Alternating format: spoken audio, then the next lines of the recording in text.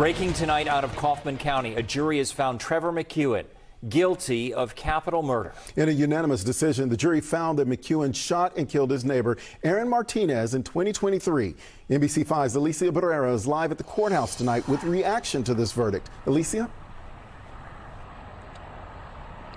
Vince, Brian, that verdict coming in just before 5 p.m. after about 4.5 hours of deliberations.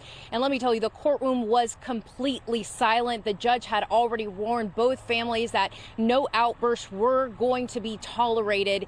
But you did hear the muffled cries of the Martinez family as this guilty verdict was announced that Trevor McEuen was found guilty of capital murder.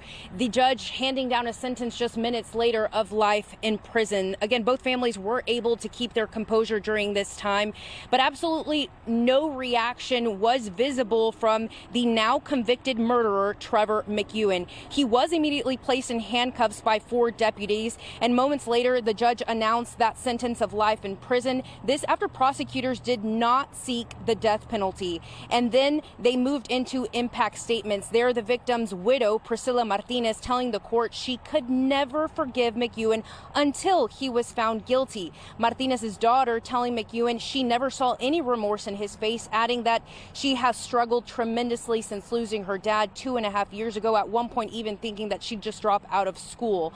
Prosecutors, of course, relieved with a guilty verdict, saying that McEwen's 32 shots that killed Martinez more than 2 years ago were never about self-defense. They insisted it was about hatred and McEuen being jealous of the Martinez family, a Mexican family who loved to host parties that featured live music, horses, and a family that did have the right to bear arms. Take a listen.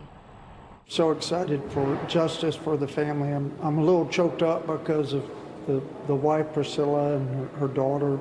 Listen to them talk about her dad, Aaron. It's tough. The evidence spoke clearly that this was not just about some sort of road rage incident or some kind of family drama. This was something more than that.